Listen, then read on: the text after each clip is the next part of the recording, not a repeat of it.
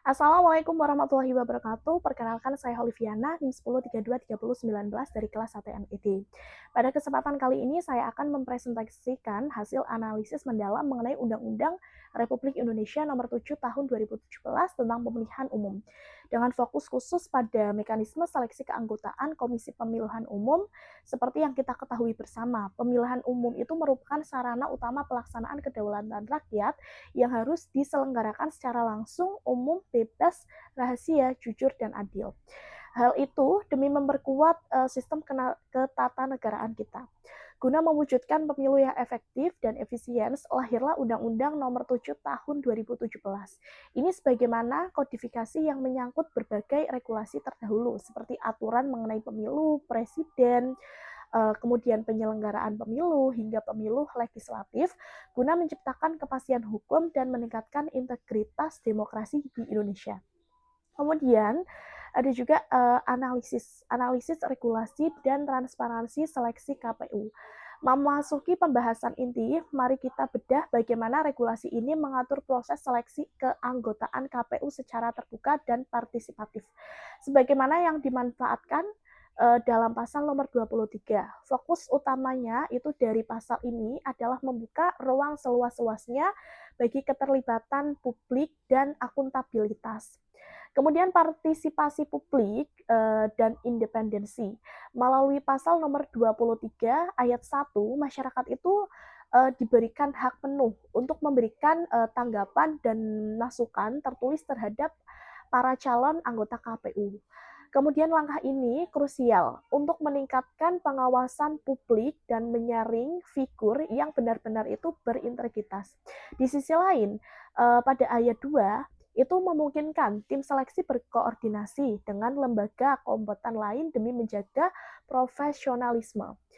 Kemudian tanpa sedikit pun mengintervensi independen tim seleksi itu sendiri.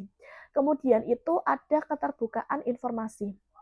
Pada transparansi diperkuat melalui ayat 3, huruf A, D, dan D, di mana pengumuman pendaftaran hingga hasil penelitian administrasi itu wajib disebarluaskan melalui media massa, elektronik, nasional, seperti TVRI, dan kantor berita lainnya.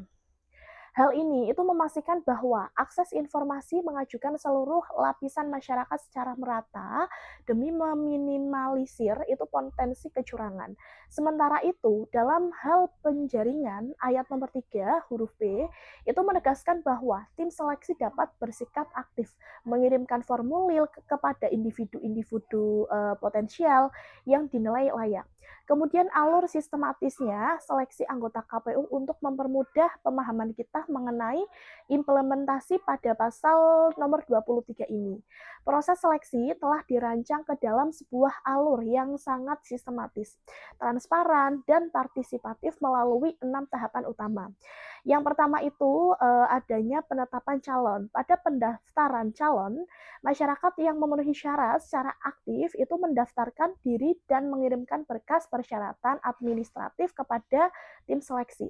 Kemudian ada juga seleksi administratif, di mana tim seleksi melakukan penelitian mendalam mengenai kelengkapan dokumen serta melakukan verifikasi dan validitas administrasi para calon. Kemudian tanggapan masyarakat.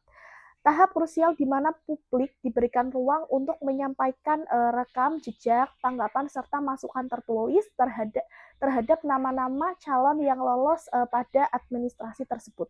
Kemudian itu ada penetapan calon. Berdasarkan hasil evaluasi dan masukan publik, tim seleksi itu menetapkan nama-nama terbaik pada seleksi akhir untuk kemudian diajukan kepada DPR. Kemudian itu ada juga pengumuman hasil seleksi. Hasil seleksi keputusan tersebut itu diumumkan secara luas melalui media massa, elektronik, dan menjamin akuntabilitas proses.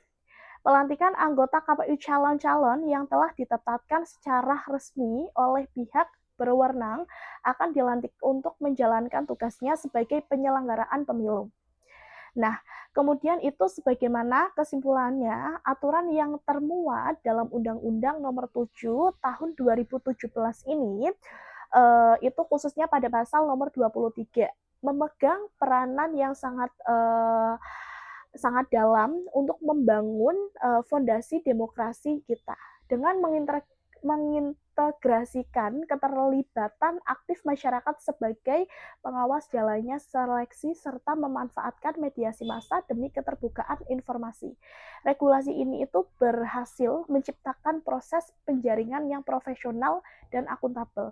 Pada akhirnya, mekanisme yang bersih dan transparan ini tidak hanya melahirkan komisioner KPU yang berintegritas tinggi, tetapi juga meningkatkan kepercayaan penuh masyarakat terhadap setiap sendi penyelenggaraan pemilihan umum di Indonesia. Sekian presentasi dari saya. Terima kasih. Mohon maaf bila ada salah-salah kata. Wassalamualaikum warahmatullahi wabarakatuh.